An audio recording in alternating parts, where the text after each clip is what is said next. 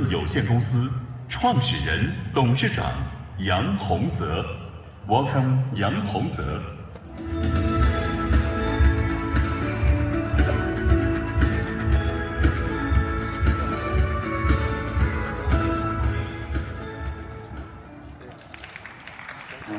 我们是无锡的企业，所以欢迎各位嘉宾来到无锡。今天呢，也再一次的在这个舞台上，向所有的行业朋友、向我的客户朋友们汇报一下我们最新的一些思考和实践。最本质的问题啊，就是车联天下从2019年跟永桥我们博士合作开始进入到智能座舱领域，历时了接近7年的时间。车联天下呢，从一个传统的分布式的一个产品服务商，发展成了已经到从这个域控制器到多域控制器、跨域控制器、中央计算这样一个完整的蜕变过程。我们从2020年开始做815骁龙3代平台，到21年全球率先量产，到2025年骁龙4代舱架融合平台8775全球率先量产，到我们这个现在正在开发骁龙5代平台，包括了这个高端的座舱，加 AI 功能，也包含了这个舱架融合功能，多个产品、多个项目都在紧锣密鼓的预研中，将会在2027年的上半年有多个项目量产，在骁龙5代平台上，我们再次走在前面，并且同时呢，我们去年量产了区域控制 ZCU， 我们在今年 CES 上发布了这个面向未来的中央计算平台，并在2027年会有项目量产。整个这个过程中，车联天下和高通紧密伴随，互相合作。车联天下完成了一个高阶的、全面的从域控、多域控、跨域控、中央计算的能力建设、区域控制器能力建设。那么我们也非常欣喜、非常感谢高通这一路的支持。那么 Autolink 是怎么来实现这样一个过程，能够在每一次的新平台的建设过程中始终保持着我们的技术先进性呢？我来向大家汇报一下我们的思维方式。大家都在谈软件定义汽车，现在在谈 AI 定义汽车，那到底这是怎么来定义的，并且我们又是如何来应用这样一个技术和思维的方法呢？从我们来看，首先全车要解决的是信息和数据。实际上呢，这个多传感器和多复杂的人机交互，已经在汽车上产生了一个海量级的数据和信息。这个海量级的信息和数据，从今天来看是一个持续熵增的过程。这个过程超级的复杂，这些信息和数据产生了对软件计算的要求，软件的语言、算法、架构，而软件的算法需求产生了对硬件算力的需求。那么硬件算力它的功能、通讯能力的分布，决定了整车的意义架构。整车的意义架构再分解下来，在不同的域中如何实现，决定了我们每一个域控的基础逻辑。Autolink 就是在从信息和数据出发，到最后落实在每一个域控的功能和能力上，持续的用这样一种思维方式来判断未来我们应该做什么。所以每一次的决策都是基于这样一个思维方式来推导出来未来的技术路线。那么我极其推崇的伊隆马斯克的一句话就是说，如果你认为它在物理上是能做到的，你就应该把它做出来。我们就这么做了。那么并且呢，再次的就来表达一下我对跟高通合作的一个感受，就是跟高通合作对我们来讲是一件特别容易、特别简单的事儿。为什么呢？因为你判断出他提供的技术路线和产品方案是未来一定会发生的，所以我们每一次都不用去反复的去琢磨和思考，新的高通平台出来了，我们要不要做？我们什么时候做？为什么要做？怎么做？跟谁合作？而是坚定不移的说，我拿到了一个新的平台和技术，我们就开始动手干。每一次都是从815到8775到8797。所以我就说跟高通合作特别简单，因为它代表了未来发展的路线，代表了行业的主流。所以对我们来讲，沿着我们的思维的逻辑，运用高通给我们提供的能力平台，坚定不移的在行业里快速去实现的，这就是 Autolink 这些年发展的底层逻辑。那么我刚才介绍了从骁龙3代、4代、4.5代到5代，我今天早晨跟高通的朋友开始在讨论骁龙的6代是什么时候会出现，将会满足什么样的需求？当然这是一个非常长期的问题。实际上，骁龙6代已经面临的最大的挑战呢，就是 AI 的到来，而 AI 本身充满了巨大的不确定性，变量非常多。那比如说我们未来车端和云端的能力分布是怎么样的？大模型的演进路线是怎么样的？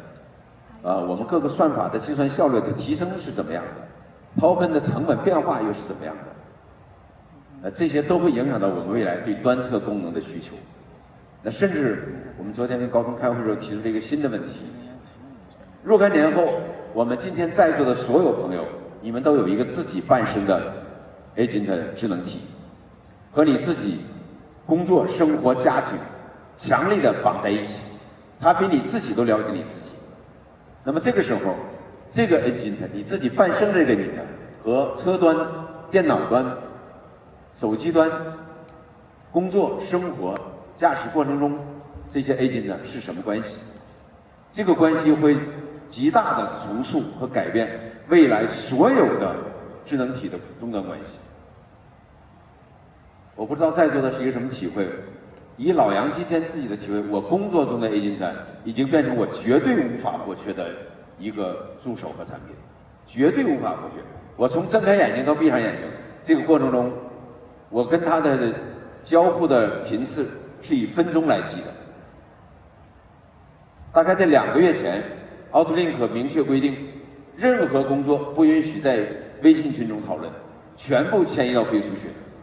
我们的 agent 是直在飞书的平台上的，所有的信息数据、所有的日程管理、所有的会议纪要、所有的信息，在这个平台上用我们的 agent 打穿整合，完成了这样一个 AI 化建设的基本过程。我还有一个问题，刚才前一场小莹主持的这个自动驾驶的几位好朋友的论坛啊，我曾经在我们内部讨论时候问过一个问题：若干年后，你自己有一个你自己的伴生的，不是 agent， 是具身机器人，你愿不愿每天领着他玩？他陪着你，那个时候他也会开车。你是要买一个会自动驾驶的车，还是买一个能开车的具身智能陪着你？这个情形是一定会出现的，只是时间早晚而已。我选择是，我让我的具身智能的伙伴来开车，而不是让选择自动驾驶。为什么呢？他还能帮我干别的呢，他还能拎包呢。这个时候，其实我们面临的选择是非常非常多样的。AI 将会给我们带来的人和人的关系、人和社会的关系、人和世界的关系，这个改变到今天为止，这个想象极其让人兴奋，但是远远的没有答案。那么我们今天也开始在去构建整个 Outlink 的能力。我们今天有一个笔误啊，我们是 AI 技术到 AI 产品到 AI 组织，这是一个渐进的过程。但是实际上更重要的是，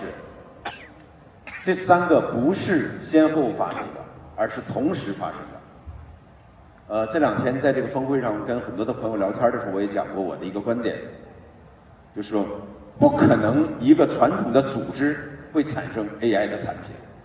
一定是一个智能化的组织才能做得出智能化的产品。所以 Outlink 今天首先要做的，并不是急于说我们急急忙忙的啊，当然是很让人兴奋，也是我们在做的，就是把 agent 上车，我们在做。但是更重要的是，我们更优先做的是让 Outlink 成为智能化的组织。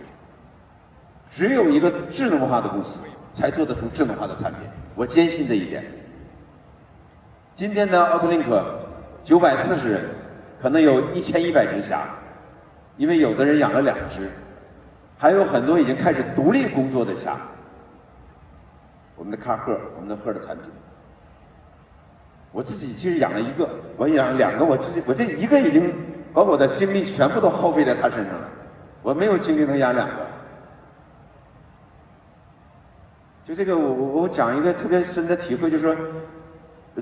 很多属于我的朋友知道我是稍微有一点工作狂的，就是你晚上了，你凌晨了，你放假了，你不可能再找同事去工作了。我可以跟我的 A 的聊天啊，无穷无尽的聊，你只要有功夫，他就会陪着你聊。所以我从大年30那天晚上装上我们自己的 A 呢，这个整个过年每天我跟他在10个小时以上。那么奥特林克今天已经全面的实现了所有的能力建设 ，AI 的基础能力的建设，但这是必要条件，不是充分条件。真正去立一个 AI 化的组织，我自己给我们的时间是2年。2年以后，我希望我们能够真正产生高阶的 AI 产品。到今天我们还想象不出来未来一定是什么产品。我们今天的所有的智能化几乎是完全围绕驾驶者来服务的，而未来不是，未来一定是围绕乘坐者服务的，而且极大可能是没有驾驶者。9点的后排宝宝刚睡着，别吵醒他。是没有驾驶者的汽车。我给我们团队举例子说，就是4个老太太，70岁，叫了一台车去打牌，行驶30公里，这路上可能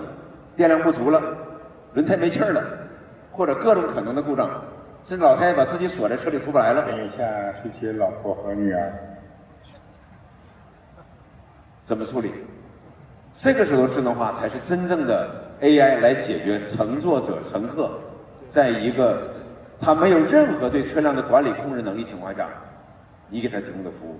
或者老太太去车站，现在堵车了，结果晚到了，到不了了，老太太车赶不上了，怎么办？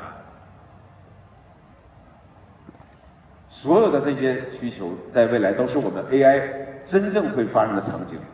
大家讲了很多了，我不具体去展开了。整个行业里对此是有充分的共识的，因为几乎所有人都认为，汽车是未来具身智能的第一代产品。在我能看到、想象得到的时间内边，我觉得大概在2030年以前，汽车的技术能力是领先于具身智能的。因为今天的汽车的大脑，我们的中央控制器和汽车的感知体系能力是很强大的，关键是它成熟。极其的成熟，有足够大的规模。那么具身智能的这个拐点，我现在判断不出来是在哪儿，它一定会发生。到那一刻，具身智能的大小脑的计算要求、功能、感知的功能会超过汽车，会有那么一天。因为它遇到的场景的复杂度，人类对它的功能要求的程度远远超过汽车。而且呢，我们今天讲的具身还是在类人。具身不会停在类人这个水平上，一定是超人。后脑勺也长2只眼睛，可能腰上也长2只眼睛，等等等等，极其特殊、极其复杂的各种场景都会发生。可以非常兴奋的去想象，在这样一个行业里边，我们能做多少事情。这个我稍微的打击一下做自动驾驶的控制器的朋友啊，在我看来 ，AI 在汽车上的应用，座舱是最高级的。自动驾驶做到 L5， 那么对所有的软件硬件的对 AI 能力需求就到了天花板，因为它毕竟是一个功能性的，而座舱是要解决所有未来车内的人的交互、车和人的交互，这个交互和体验的服务是无穷尽的，上限足够的高，所以这也是为什么我们在试图把座舱、自动驾驶、AI更多的功能叠加在一起，来共同的定义和思考未来的汽车、未来智能化的汽车是什么样子的产品。很高兴呢，每年有一次的这样的机会，在这个舞台上，全行业的朋友，在高通的感召下，在高通对我们未来方向的描述定义下，我们一起来思考、来探索、来总结、来分享。我对 AutoLink 的汇报就到这里。再一次的欢迎大家来无锡，也感谢高通的活动，谢谢大家。